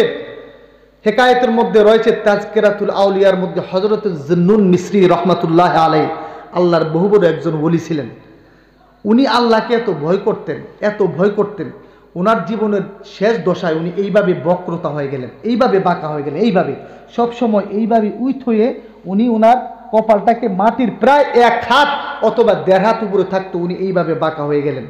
ওনাকে প্রশ্ন করা হইল, ও গো আল্লাহর প্রিয় বান্দা, গো আল্লাহর ওলি জুন্নুন মিসরি, আপনি এইভাবে বক্রতা হয়ে গেলেন, এটা কি আপনার জন্মসূত্রে হয়েছে? কোন কারণে আপনি এইভাবে বাঁকা হয়ে গেলেন? আপনি তো আল্লাহর ওলি। হযরত জুন্নুন মিসরি রহমাতুল্লাহ আলাইহি জবাব দেন, ও আমার ভাই, আমি আল্লাহকে এমন ভয় করি, আমার জীবদ্দশায় হুঁশ হওয়ার পরে কোনদিন আসমানের দিকে এইভাবে তাকাই নাই। আল্লাহু আকবার বলেন। আমার অন্তরে কবরের আযাবের এত ভয় সঞ্চার হয়েছে, জাহান্নামের আযাবের ভয় সঞ্চার হয় সদা সর্বদা। যেই মাটিতে আমি পা দিয়ে চলি, ওই মাটির দিকে আমি সবসময় তাকাই, ডাক দিয়ে বলি, মাটি রে, যেদিন আমার হায়াত শেষ হয়ে যাবে আমি তোমার কোলে চলে যাব। তোমার কোলে কোনো বাতি নাই, তুমি অন্ধকার ঘর, তুমি হচ্ছ সাপ বিচ্ছুর ঘর, তুমি অত্যন্ত খারাপ ঘর। মাটি রে, আমি তোমার উপরে কদম দিয়ে চালাই রে মাটি, আমি তোমাকে ভয় করি রে মাটি। যেদিন আমার লাশ তোমার ভিতরে আমার আত্মীয় স্বজন রেখে আসবে, মাটি তুমি আমাকে কোনোদিন কষ্ট দিও না। আল্লাহু আকবার বলেন। ভাই আমার, আমি এইভাবে ভয় করে চলতে চলতে আল্লাহকে এত ভয় করেছি, কোনোদিন আমি জুন্নুন মিসরি মুনাজাতের মধ্যে আসমানের দিকে তাকাই নাই। বলেন সুবহানাল্লাহ। নিচের দিকে তাকাইতে তাকাইতে উনি এইভাবে বক্রতা হয়ে গেছেন। বলি না সুবহানাল্লাহ। আজকে মুসলমান, আমাদের অন্তরে আল্লাহর যে ভয় সঞ্চার হওয়ার কথা, এটা টোটালি নাই, যার কারণে আজকে মুসলমানদের উপরে এত আযাব ও গজব অবতীর্ণ হচ্ছে। আমি আপনাদেরকে বলে দেই, আমি আপনাদেরকে শেষ কথা, এখানে এই এলাকার মুরব্বীরা, যুবক ভাইয়েরা, মায়েরা, আমাদের জীবনের প্রত্যেকটা ক্ষেত্রে আমরা আল্লাহকে ভয় করে চলবো। বলি না সুবহানাল্লাহ। আমি যখন আমার স্ত্রীর সাথে সংসার করব, অন্যায়ভাবে তাকে আমি নির্যাতন করব না, কারণ তাকে যদি অন্যায়ভাবে নির্যাতন করি, আমার এটা জানতে হবে এটার একটা হিসাব আল্লাহ তাআলা আমার কাছ থেকে নেবে। সুতরাং আমি আমার বিবির উপরে অন্যায়ভাবে নির্যাতন করতে পারবো না। সমাজে আমি অন্যায় কাজ করতে পারবো না, কারণ আমার হিসাব আল্লাহকে দিতে হবে।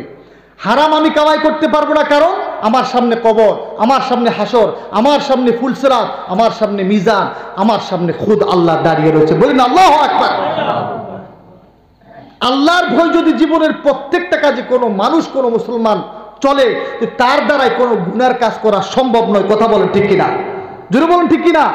আল্লাহকে যারা সবসময় ভয় করে, তার দ্বারাই সগীরা গুনাহ হওয়া সম্ভব নয়। আমরা আলেম থেকে উলামা, তারাও অনেক গুনার কাজ করে ফেলে, কারণ অরিজিনাল যেভাবে আল্লাহকে ভয় করা দরকার, এই ভয়টা আলেমরা করতে পারে না, বিদায় আমাদের দ্বারা অনেক গুনার কাম হয়ে যায়। কথা বলেন ঠিক কিনা? আর আল্লাহ তাআলা বলেছেন, আমাকে ঈমানওয়ালাদের মধ্যে যারা যত বেশি ভয় করবে, আমি আল্লাহ তাদের মর্যাদা তত বেশি উন্নীত করে দেব। বলি না সুবহানাল্লাহ। ভাইরা আমার, গভীর মনোযোগ। আল্লাহর হুকুমগুলি আমরা মানব, 5 ওয়াক্ত নামাজ পড়ব, যাকাত যদি ফরজ হয় যাকাত আদায় করব, হজ যদি ফরজ হয় জীবনে একবার হজ আদায় করব, কারণ একবার জীবনে হজ করা ফরজ, কথা বলেন ঠিক কিনা? আজকের মুসলমানের অনেক মুসলমানরা আছে কোটি কোটি টাকার মালিক, মসজিদ মাদ্রাসায় বিভিন্ন জায়গার ভিতরে লক্ষ টাকা দান করে দেয়, অথচ তার উপরে হজ ফরজ, সে হজ করে না। বলে ভাই আপনি হজ করেন না কেন? বলে সময় আছে। কথা কোন ঠিক কিনা? আছে না এমন? আমার সময় আছে। সময়ের গ্যারান্টি আল্লাহ তাআলা ছাড়া কেউ দিতে পারে? তোমার কি সময় আছে? তুমি সকালের ধনী বিকালের ফকির, তুমি সকালে বাজারে গেলে চা খাইলে, তুমি ঠিক 11টা 9টার সময় ঘর থেকে উঠেছো, বাজারে গেলে ঠিক 11:30টার সময় হার্ট অ্যাটাক করেছো, তোমার ডেড বডি ঠিক ঘন্টার ভিতরে আবার বাড়িতে চলে আসলো। কথা বলে ঠিক কিনা? সুতরাং time is time, wait for none. সময় তো সময়, সময় কাহার জন্য অপেক্ষা করে না। এই জন্য হজ যাদের উপরে ফরজ হয়ে যাবে তারা অবশ্যই হজটা আদায় করে নেবেন। আল্লাহ রাসূল বলেছেন, আমার উম্মতের মধ্যে যাদের উপরে হজ ফরজ হয়ে গেল, তারা যদি হজ আদায় না করে তাদের মৃত্যু হয়, তবে তাদের হাসর ইহুদি নাসারাদের সাথে হবে। বলি না নাউজুবিল্লাহ? আর জোরে বলে নাউজুবিল্লাহ। আর হজ আদায় করলে যদি আপনার হজ কবুল হয়ে যায়, আল্লাহু আকবার বলেন। যদি কোনো মুসলমান হাজির হজ কবুল হয়, একজন মাসুম বাচ্চা সবেমাত্র মার পেট থেকে নির্গত হওয়ার পরে যেইভাবে বেগুনা থাকে, একজন মাকবুল হাজির তার লাইফটা এইভাবে বেগুনা হয়ে যাবে। সুবহানাল্লাহ। আর জোরে বলেন না সুবহানাল্লাহ। সুতরাং হজ করে নেবেন। ওইখানে গেলে আমার রাসূল সাল্লাল্লাহু আলাইহি ওয়াসাল্লামের রওজায়ে আতরে গিয়ে সালাম জানাইবেন, আসসালাতু আসসালামু আলাইকা ইয়া, আসসালাতু আসসালামু আলাইকা ইয়া হাবিবাল্লাহ। হুজুর পাক সাল্লাল্লাহু আলাইহি ওয়াসাল্লাম বলেছেন, আমার উম্মতের মধ্যে যারা হজের আসার পরে আমি রাসূলের কবর জিয়ারত করলো, আল্লাহু আকবার বলেন, আমি তাকে চিনি। এবং মান যারা কবরি, আমার উম্মতের মধ্যে যে আমার কবর জিয়ারত করলো, ওয়াজাবাত লাহু শাফাআতা ইয়াউমাল কিয়ামা, কিয়ামতের দিন তার জন্য সুপারিশ করা আমি রাসূলের প্রতি ওয়াজিব হয়ে যায়। বলি সুবহানাল্লাহ। বলেন না সুবহানাল্লাহ। এটা কত বড় নিয়ামত একটা মুসলমানের জন্য, অথচ মুসলমান না এই জায়গার মধ্যে নাই, যার কারণে মুসলমানদের উপর আযাব আসতেছে। যাকাত ফরজ হয়, যাকাত আমরা দিই না। সুতরাং অর্থাৎ সর্বক্ষেত্রে আমরা আল্লাহকে ভয় করব। কথা বলেন ঠিক কিনা? কারণ আমরা দুনিয়ার ভিতরে সামান্য সময় মুসাফির। কথা বলেন ঠিক কিনা? এই জন্য আমরা এই কাজটি আমরা অবশ্যই করব। এই সাথে আমি সচ্চরিত্রের ব্যাপারে যে হাদিসটা পড়লাম, এই হাদিস আরো কিছু ব্যাখ্যা করে আমি আপনাদের কাছ থেকে বিদায় নিয়ে নেব। একটু জিকির করি, লা ইলাহা লা ইলাহা লা ইলাহা ইল্লাল্লাহ, নাই কোনো মাবুদ আল্লাহ ছাড়া, শুধু মাবুদ এক আল্লাহ, লা ইলাহা ইল্লাল্লাহ, জোরে লা ইলাহা ইল্লাল্লাহ, লা ইলাহা লা ইলাহা ইল্লাল্লাহু মুহাম্মাদুর রাসূলুল্লাহ সাল্লাল্লাহু আলাইহি ওয়াসাল্লাম। আল্লাহ রাসূল বলেছেন, লা ইলাহা ইল্লাল্লাহ, এই কলমাটার এত শক্তি, এই কলমাটা যদি এক পাল্লায় রাখা হয়, আসমান জমিন সমস্ত আল্লাহর সৃষ্টি যদি অপর পাল্লায় রাখা হয়, এই কলমার পরিমাণ ভারী হবে না। বলে সুবহানাল্লাহ। মুসলমানরা 3টা কাজ করবে। কয়টা কাজ? মনে রাখবেন, এই দুনিয়াতে শুধু আমল করবে। কি করবে? একটা কাজ বেশি করবে, আল্লাহকে ভয় করে আল্লাহ রাসূল সাল্লাল্লাহু আলাইহি ওয়াসাল্লামের সুন্নত অনুযায়ী দুনিয়াতে আমল করবে। দুনিয়াটা ঘুমানোর জায়গা নয়, দুনিয়াটা একবারে হালাল হারাম ওইভাবে না চিনে ইনকাম করার জায়গা নয়, দুনিয়াটা শুধু টাকা পয়সা ইনকাম করার জায়গা নয়, দুনিয়াটা শুধু বিবাহ করার জায়গা নয়, দুনিয়াটা শুধু ব্যবসা করার জায়গা নয়, দুনিয়াটা শুধু ঘর বাড়ি অট্টালিকা গাড়ি বাড়ি করার জায়গা নয়, দুনিয়াটা হচ্ছে মুসলমানদের জন্য একমাত্র আমল করার জায়গা। বলে না সুবহানাল্লাহ।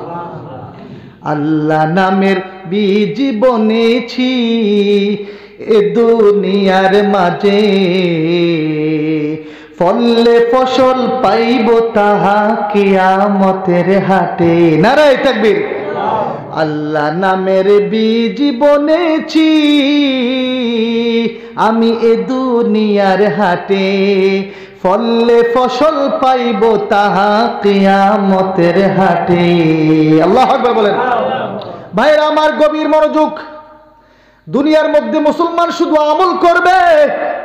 আল্লাহ রাসূল বলেছেন, ও আমার ঈমানওয়ালা উম্মতেরা, তোমরা শোনো, দুনিয়ার ভিতরে যদি আমি রাসূলের তরিকা অনুযায়ী আল্লাহকে ভয় করে যদি সমস্ত আমলগুলা তোমরা করো, যদি ঘুম কমাও, তোমাদের খাওয়া কমাও, তোমাদের ব্যবসা বাণিজ্য কমাও, তোমাদের রুজির ডিফেন্স যদি তোমরা কমাও, আর যদি শুধু আল্লাহর হুকুমগুলোর মধ্যে জীবনটাকে ব্যয় করো, তাহলে যেই ঘুমকে হারাম করে এই কোন শীতের রাত্রিতে আরামের ঘুম হারাম করে ঠান্ডা পানি দিয়ে যারা ওযু করে ফজরের নামাজ জামাতের সাথে পড়লা, ব্যবসার মধ্যে বিক্রি হচ্ছে, আমি লক্ষ লক্ষ টাকার কাস্টমার এসেছে, এই মুহূর্তে মুয়াজ্জিন জোহরের নামাজের আজান দিয়ে দিল, তুমি সমস্ত বেচাকেনি অপেক্ষা করে সাথে সাথে শাটার বন্ধ করে নামাজ আদায় করার জন্য তুমি মসজিদে চলে গেলা। ভাইয়েরা আমার, এমন ব্যক্তির জন্য আল্লাহ রব্বুল আলামিন কবরটাকে জান্নাতের বিছানা বানিয়ে দেবে, বলে সুবহানাল্লাহ। যেই মুসলমানেরা দুনিয়ার ভিতরে কষ্ট করে আরামের ঘুম হারাম করে আল্লাহর ইবাদতগুলি করবে, কবরটাকে আল্লাহ রব্বুল আলামিন কারো জন্য 1000 বছর, কারো জন্য লক্ষ বছর, কারো জন্য কোটি বছর কবরটাকে ঘুমের একটা এয়ার কন্ডিশন রুম বানিয়ে দেবে। আল্লাহ বলবেন, এই ফেরেশতারা শুনো শুনো, আমার বান্দা তার নফসের সাথে বহু জিহাদ করেছে, তার সামনে কত কিছু নাজ নেয়ামত এসেছিল, সে নফসের সাথে জিহাদ করে আমি আল্লাহকে পাওয়ার জন্য জীবনে কত কষ্ট করেছে ফেরেশতারা। সে ঘুম যায় নাই, রাত্রি ঘুম যায় নাই, আজকে কবরে এসেছে, তার রূহটাকে বাহির করার পরে তার বডিটা ঝাঁঝরা হয়ে গিয়েছে, অনেক কষ্ট পেয়েছে ফেরেশতারা। আমি আমার প্রিয় বন্ধুকে আর কষ্ট দিতে চাই না, এই মুহূর্তে তোমরা সওয়াল করার প্রয়োজন নেই, আমি আল্লাহ নিজেই তার জামিনদার হয়ে গেলাম, বলি সুবহানাল্লাহ। আর দেরি করো না, আমার প্রিয় বান্দা বান্দির জন্য কবরটার মধ্যে তুমি জান্নাতের বিছানা বিছিয়ে দাও, বলি সুবহানাল্লাহ।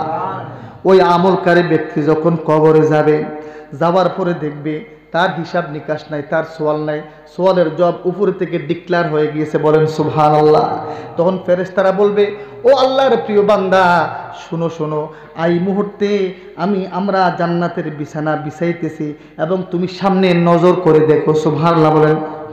নজর করার পরে দেখবে আল্লাহ এলান করে দেবেন, ফেরেশতারা রে, আমার এই প্রিয় বান্দা বান্দিরা যেই জান্নাতে যাবে, ওই জান্নাতের দরজা এবং জানালাগুলি তোমরা খুলে দাও, সুবহানাল্লাহ বলে। দরজা জানালাগুলি খুলে দেবে, খুলে দেওয়ার পরে ওই জান্নাতের নাজ নিয়ামত ফলগুলি সমস্ত এয়ার কন্ডিশন সিস্টেম হুরে গেলমা এইভাবে পাখির মতো উঠতে থাকবে। সে বলবে, আল্লাহ আই ওয়েন্ট টু দেম, আমি তাদেরকে চাই, বলি না সুবহানাল্লাহ, আমার এগুলা লাগে, সুবহানাল্লাহ। আল্লাহ বলবেন, বান্দারে এখন সময় হয় নাই, এগুলা তোমার জন্য আমি আল্লাহ রিজার্ভ করে রেখে দিয়েছে, বলে সুবহানাল্লাহ। বাট এক নাও, তুমি ঘুমিয়ে পড়ো, কত তুমি আরামের ঘুমকে হারাম করেছো, তুমি ঘুমিয়ে যাও। বলা হয়েছে ওই জান্নাতি ব্যক্তি এমনভাবে ঘুমাইবেন, তার লক্ষ বছর চলে গেছে, কারো 1000 বছর, কারো কত কোটি বছর। হঠাৎ ইসরাফিল ফেরেশতা যখন সিংগায় ফুঁক দেবেন, ফুঁক দেওয়ার পরে যখন সমস্ত মানুষ যার যারি কবর থেকে কিয়ামতের ময়দানে উত্থিত হবে, তখন তাকে আহ্বান করা হবে, এ প্রিয় বান্দা, তুমিও আজকে আল্লাহর সাথে সাক্ষাৎ করার জন্য কবর থেকে ওঠো, বলে সুবহানাল্লাহ। বলে কি হয়েছে? বলে কিয়ামত কায়েম হয়ে গিয়েছে, বলেন আল্লাহু আকবার। বলে আমি তো আরামের ঘুম ঘুমাইছিলাম, আমাকে কেন জাগ্রত করলে? বলে তুমি কত সময় ঘুমাইছো জানো? বলে না জানি না। বলে তুমি 1 লক্ষ বছর ঘুমিয়েছিলে, বলে না সুবহানাল্লাহ। সুতরাং মুসলমানরা আল্লাহকে ভয় করে দুনিয়ায় আমল করবে, নেক কাজ করবে, হারাম থেকে বাঁচবে, হালাল খাবে, সমাজকে উন্নত করবে, মসজিদ মাদ্রাসাকে উন্নত করবে, সমাজকে সুসংগঠিত সমাজ করবে, এবং তার নিজের মুখের দ্বারায় এবং তার হাতের দ্বারায়, তার চিন্তার দ্বারায়, তার কলমের দ্বারায় যেন পৃথিবীর কোনো সৃষ্টি কষ্ট না পায়, এই কাজ করে যদি মুসলমানরা ইমানের সাথে এই পৃথিবী থেকে বিদায় নিতে পারে, কবরটা হবে তার জন্য একটা জান্নাতের টুকরা, বলি সুবহানাল্লাহ। ভাইয়েরা আমার, আমি আপনাদের সামনে বলতেছি, যেমন সৎ চরিত্র, আজকে যুবক ভাইয়েরা চরিত্রহীন হচ্ছে, দুনিয়া বিমুখ হয়ে তারা চরিত্রহীন হচ্ছে। ওয়ান আবি দারদা রাদিয়াল্লাহু তাআলা আন্নান নবী সাল্লাল্লাহু আলাইহি ওয়াসাল্লাম قال ما من شيء أثقل في ميزان العبد المؤمن يوم القيامة من حسن الخلق وإن الله يبغض الفاحش البذيء আমাদের প্রিয় রাসূল বলেছেন, ও আমার উম্মত, কিয়ামতের ময়দানে তোমার সবচেয়ে যে আমলটা ভারী হবে এটা হচ্ছে তোমার সৎ চরিত্রের আমল। বলে সুবহানাল্লাহ। আমাদের রাসূল অন্যত্র বলেছেন, কিয়ামতের ময়দানে আমার কোন উম্মত যদি তার চরিত্রের সার্টিফিকেট আমি রাসূলের হাতে দিয়ে দিতে পারে, সে যতই বেনামাজি হোক, যতই গুনাহগার হোক, কিন্তু সে চরিত্র কোনোদিন খারাপ হইতে দেয় নাই, এরকম সার্টিফিকেট যদি আমি রাসূলের হাতে দিতে পারে, আমি তাকে জান্নাতের সার্টিফিকেট দিয়ে দেব। বলে সুবহানাল্লাহ। ভাইরা আমার, গভীর মনোযোগ। وعن أبي هريرة رضي الله تعالى عنه قال سئل رسول الله صلى الله عليه وسلم عن أكثر ما يدخل الناس الجنة قال تقوى الله وحسن الخلق وسئل عن أكثر ما يدخل الناس النار قال الفم والفرج رواه الترمذي। বলে সুবহানাল্লাহ। ভাইরা আমার, হযরত আবু হুরায়রা রাদিয়াল্লাহু তাআলা আনহু থেকে বর্ণিত, কোন একজন আমাদের প্রিয় রাসূলকে প্রশ্ন করা হয়েছে, ক্বালা সুইলা রাসূলুল্লাহ সাল্লাল্লাহু আলাইহি ওয়াসাল্লাম, রাসূল গো, আমি আপনাকে প্রশ্ন করলাম, আন আকসারি মা ইউদখিলুন নাসাল জান্নাতা, বেশিরভাগ মানুষ কোন আমলের কারণে জান্নাতে দাখিল হবে। বলে সুবহানাল্লাহ। আপনার উম্মতের মধ্যে কোন মানুষগুলি কি আমলের কারণে বেশিরভাগ মানুষ জান্নাতের অধিকারী হবে? আমার রাসূল বলেছেন, ক্বালা তাকওয়াল্লাহি ওয়া হুসনুল খালক, আমার উম্মতের মধ্যে যারা আল্লাহকে বেশি বেশি ভয় করবে এবং যার চরিত্র বেশি উত্তম হবে, মানুষের মধ্যে তারাই বেশি জান্নাতে প্রবেশ করবে। বলে সুবহানাল্লাহ। নারায়ে তাকবীর। এরপরে প্রশ্ন করলেন, ওয়াসুইলা, আবার প্রশ্ন করলেন, আন আকসারি মা ইউদখিলুন নাস আন-নার ক্বালা আল-ফাম ওয়াল ফারাজ, বেশিরভাগ মানুষ তাদের কি আমলের কারণে জাহান্নামে যাবে? আমাদের রাসূল বলেছেন, আল ফামু ওয়াল ফারাজ। আল্লাহু আকবার বলেন।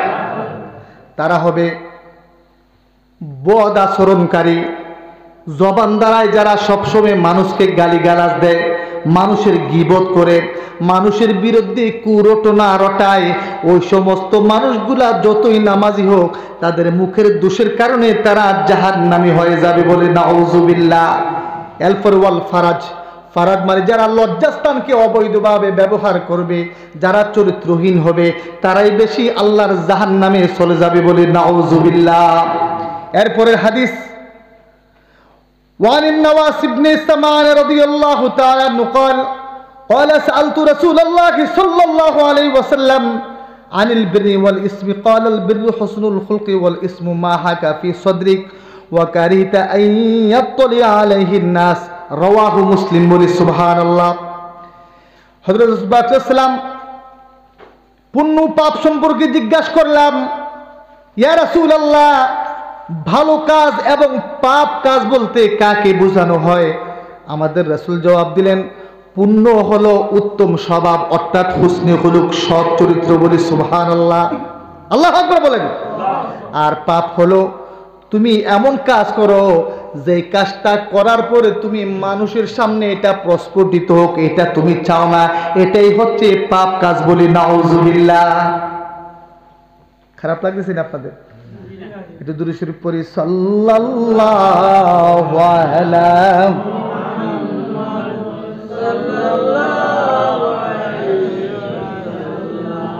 সাল্লাল্লাহু আলা মুহাম্মাদ সাল্লাল্লাহু রাসূল নামে ওরে কেলো মদিনায় রে মোদের রাসূল নামে, সেই ফুল যদি না ফুটিত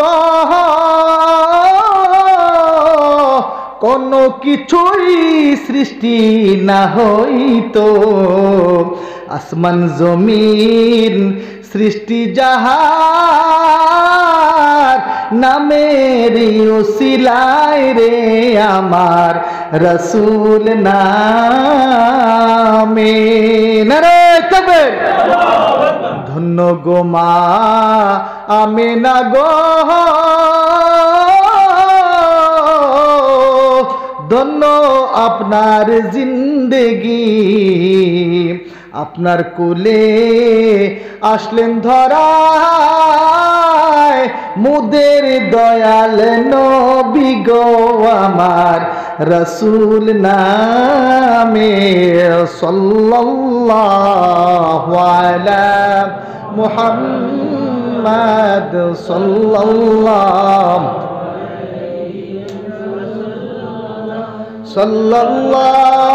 আলা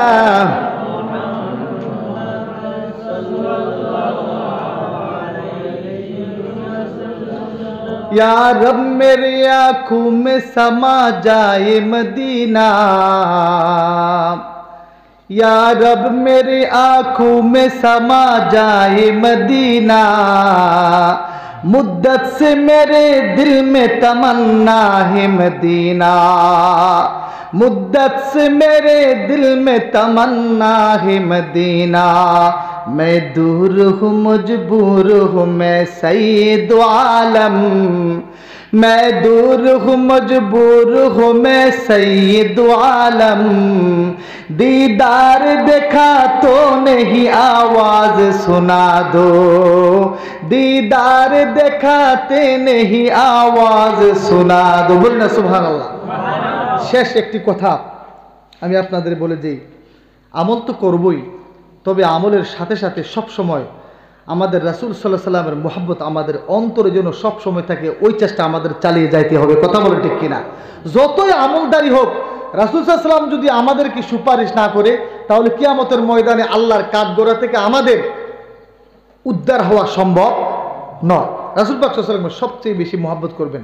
রাসূল পাক সাল্লাল্লাহু আলাইহি ওয়াসাল্লাম বলছেন, লা ইউমিনু আহাদুকুম হাত্তা আকুনা আহাব্বা ইলাইহি মিন ওয়ালিদিহি ওয়া ওয়ালাদিহি ওয়ান নাসি আজমাইন। আমার উম্মতের মধ্যে সেই পরিপূর্ণ ঈমানওয়ালা হইতে পারবে না যতক্ষণ সে তার মা বাবা, তার ছেলে সন্তান, তার টাকা পয়সা, তার গাড়ি বাড়ি, তার বন্ধু বান্ধব সবার থেকে আমি রাসূলকে প্রিয় না করবে, ততক্ষণ সে প্রকৃত মুমিন হইতে পারবে না। রাসূল পাক সাল্লাল্লাহু আলাইহি ওয়াসাল্লাম মুহাব্বত করবেন।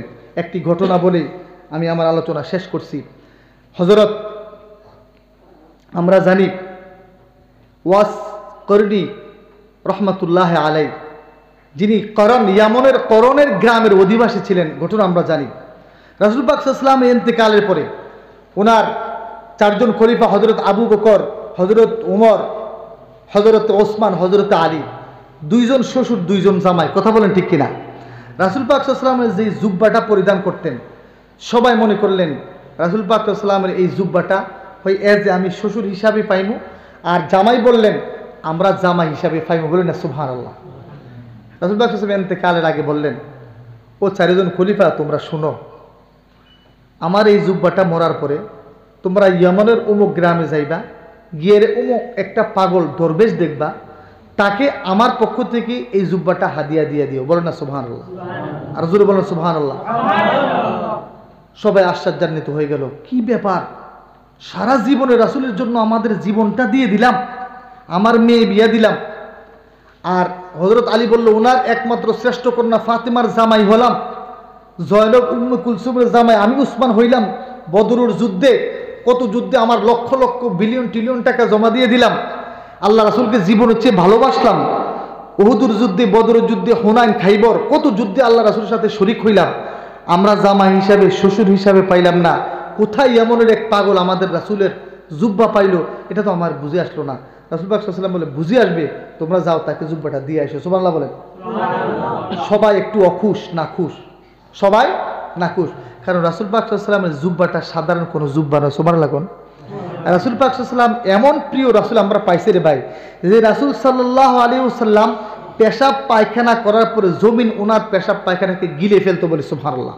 আজ পর্যন্ত আমাদের রাসূলের টয়লেটের সামান্যতম একটা অংশ পৃথিবীর কোন জীবজন্তু দেখতে পারে না। সুবহানাল্লাহ। এমন রাসূল আমরা পাইছি যে রাসূলের পেশাব সাহাবীদের মধ্যে অনেকে খেয়ে ফেলেছিলেন। বলেছেন একজন মহিলা সাহাবী খাদিমা ছিলেন, বলেছেন যে আমার পেশাবটা একটু ফেলে দাও। উনি গেলেন পেশাবটা নিক্ষেপ করার জন্য, হঠাৎ দেখলেন এটার ভিতর থেকে গ্রান আসতেছে। সুবহানাল্লাহ, গ্রান আসতে, এটা তো আমি ফালাইতে পারি না, এত আতরের গান, সুগ্রান, ওইটাকে খেয়ে ফেলছে, বলে সুবহানাল্লাহ। এরপরে রাসূলুল্লাহ বললেন যে আপনি কি করেছেন আমার পেশাব? বলে হুজুর আপনি খারাপ পাইবেন না, আমি যখন আপনার পেশাবকে নিক্ষেপ করার জন্য গেলাম, আপনার পেশাব থেকে এত সুগ্রান আসতেছে, আমার হৃদয় চাইল না এই পেশাবটাকে আমি ফালিয়ে দিই। বলুন আল্লাহু আকবার। তো কি করেছো? দেখে আমি গিলে ফেলেছি। সুবহানাল্লাহ, আর জোরে করে সুবহানাল্লাহ। তখন বললেন আপনি তো আমার পেশাবকে গিলেন না, আপনি তো জাহান্নামের আগুন আপনার জন্য হারাম করে দিয়েছেন, বলে সুবহানাল্লাহ। বললেন নারায়ে তাকবীর। এমন রাসূল আমরা পাইছি যে রাসূলের জুব্বাটা এত পাওয়ারফুল ছিল। মনে রাখবেন এই জুব্বার ভিতরে রাসূল সাল্লাল্লাহু আলাইহি ওয়াসাল্লামের ঘাম, কত ঘাম মুবারক লেগেছে, কথা বলেন ঠিক কিনা? এটা এমন পাওয়ারফুল, এই জুব্বা যদি আমাদের পৃথিবীর কোনো সাধারণ মানুষ পরে, সাথে সাথে জলে পড়ে ছাই হয়ে যাবে, বলে সুবহানাল্লাহ। রাসূল পাক সাল্লাল্লাহু আলাইহি ওয়াসাল্লামের জুব্বাটা হচ্ছে যেমন হাজার হাজার ভোল্টেজ পাওয়ারের কারেন্টের তার। সুবহানাল্লাহ বলি। এই জুব্বাটা হযরত ওয়াসকুরনি রহমাতুল্লাহ আলাইহি পাবেন। তো বললেন ইয়া রাসূলুল্লাহ আমরা ওনাকে কি করে চিনব? বলে উনি যখন দেখবা ওনার ডাইন হাতের তালুর ভিতরে সাদা একটি দাগ থাকবে, শ্বেতরুগ আছে না, শ্বেতরুগ, এরকম শ্বেত সাদা একটা দাগ থাকবে, তখন বুঝবে যে উনি হযরত ওয়াসকুরনি। সুবহানাল্লাহ বলেন। ওনারা আসলেন ইয়ামনে আসলেন, আসার পরে বললেন তোমরা কি ওয়াসকুরনি নামে কোনো একজন আল্লাহর ওলিকে তোমরা চিনো? কোথায় আছে উনি? অনেক খোঁজাখুঁজি করেছেন। বলে দেখেন ওয়াসকুরনি নামে আল্লাহর কোনো ওলিকে চিনি না, তবে আমাদের এই এরিয়ার ভিতরে একজন পাগল আছে, যে পাগলকে নিয়ে ছেলেরা খেলাধুলা করে, তাকে ওয়াচ্চা পাগলা বলে। কি বলে? ওয়াচ্চা পাগল বলে। এটা কোথায় আছে? বলে কতদিন এই গ্রামে থাকে, কতদিন ওই গ্রামে থাকে, মা ছিল, মা ইন্তেকাল করেছে, বাবা ছিল, বাবা ছোট থাকতে মারা গেছে, এখন বিভিন্ন সময় দেখা যায় কোনো বনে জঙ্গলে সে ঘুরে, এখন বলতে পারবানি কোথায়? বলে আমরা এখন জানি না কোথায়। আপনারা কোথায় থেকে? বলে আমরা মদিনা থেকে এসেছি। বলি না সুবহানাল্লাহ। যাইতে যাইতে হঠাৎ করে দেখলেন একটা জঙ্গলের পাশে একটা রাখাল। রাখালকে বলল বাবা তুমি কি কোনো একজন পাগলকে দেখেছো এইভাবে সাধারণভাবে চলতে? তার নাম ওয়াসকুরনি। বলে আপনারা কোথায় থেকে? অমুক জায়গা থেকে এসেছি। বলে হ্যাঁ ওই জঙ্গলের ভিতরে আমি দেখছি 1 ঘন্টা আগে একজন সাধারণ পোশাক পরিধান করে, ওনার গায়ে পোশাকগুলি ফাড়া ছিঁড়া, তালি দেওয়া, একদম মানে একদম ঝিমঝিমি একটা মানুষ ওইখানে প্রবেশ করেছে। দেখেন ওইটা মাঝে মধ্যে আমরা দেখি জঙ্গল থেকে বাইরে, কেউ তার লগে মাথে না।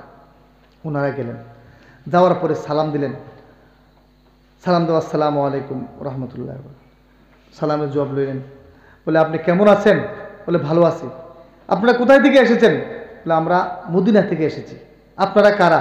বলে আমরা রাসূল পাক সাল্লাল্লাহু আলাইহি ওয়াসাল্লামের সাহাবী। বলে না সুবহানাল্লাহ। আপনার নাম কি? বলে আমার নাম ওয়াসকুরনি। দেখি আপনার হাত।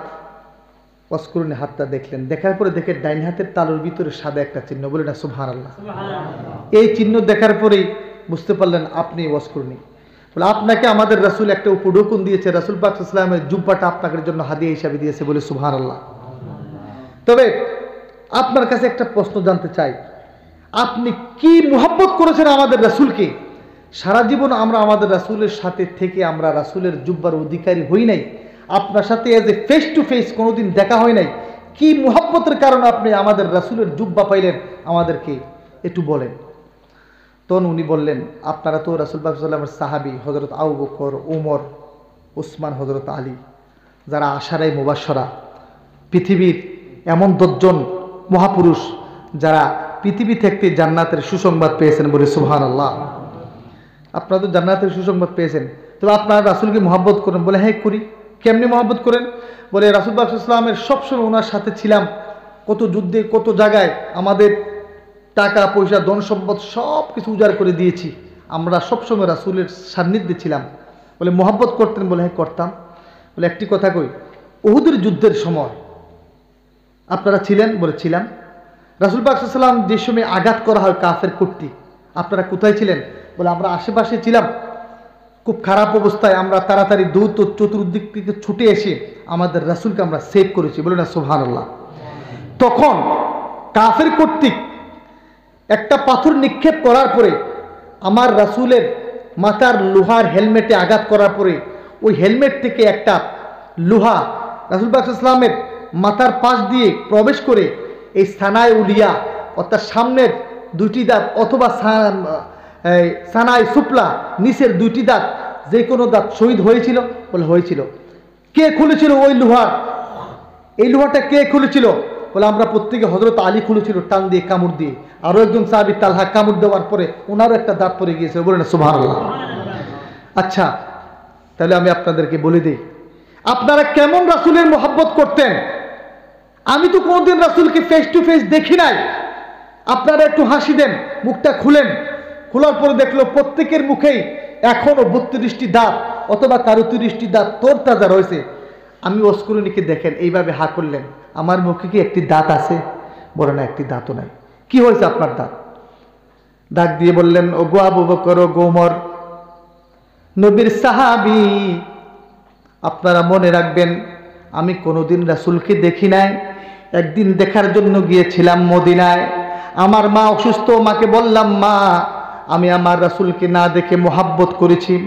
মা গো মা, আমি আমার রাসূলের সাথে সাক্ষাৎ করতে চাই। মা আমাকে একবার সময় দিলেন, বাবা তুমি তাড়াতাড়ি চলে এসো। ওইখানে গেলাম, যাওয়ার পরে আমাদের প্রিয় হাবিবের ঘরে গিয়ে সালাম দিলাম। সালাম দেওয়ার পরে বললাম, রাসূল আপনি ঘরে আছেন কিনা? ঘর থেকে জবাব আসলো, এই মুহূর্তে রাসূল নাই, উনি অন্যত্র কোথাও চলে গেছেন। আপনি কে? বলে আমি ওনার স্ত্রী। ওনাকে সালাম দিলেন। মা গো মা, আমি অমুক এসেছিলাম, আমি সালাম দিয়ে দিলাম। আমার মা অসুস্থ, আমি আর বেশিক্ষণ থাকতে পারবো না, আমার রাসূলকে আমার সালামটা পৌঁছে দিয়েন। বলি সুবহানাল্লাহ। ওই দিন আমার রাসূলের সাথে ফেস টু ফেস সাক্ষাৎ করতে পারি নাই, তবে আমি আমার রাসূলকে এমন মহব্বত করেছি রে আমার রাসূলের সাহাবীরা। যখন আমি শুনলাম, গায়ব আওয়াজে শুনলাম উহুদের ময়দানে কাফির কর্তৃক আমার রাসূল দান্দান মুবারক শহীদ হয়েছে, ওরে আবু বকর, ওরে ওমর, ওরে উসমান, ওরে আলী, আমি এমন পাগল পারা হয়ে গেলাম। হায় রে, যেই রাসূলকে আমি এত বেশি ভালোবাসি, যেই রাসূলকে আল্লাহ নিজেই ভালোবাসে, যেই রাসূলকে সৃষ্টি না করলে আসমান জমিন, চন্দ্র সূর্য গ্রহ নক্ষত্র কোনো কিছুই সৃষ্টি হইতো না, সেই রাসূলের দাঁত শহীদ হয়ে গেছে। আমি আমার হাবিবকে এত ভালোবাসি, কেমন করে আমার মুখের দাঁতগুলি রাখতে পারি? আমি তো কোনোদিন দেখি নাই। আল্লাহর কাছে একটা প্রমাণ ছড়ে দেব, আল্লাহ গো আমার রাসূলের দাঁত চলে গেছে, যেহেতু আমি তাকে ভালো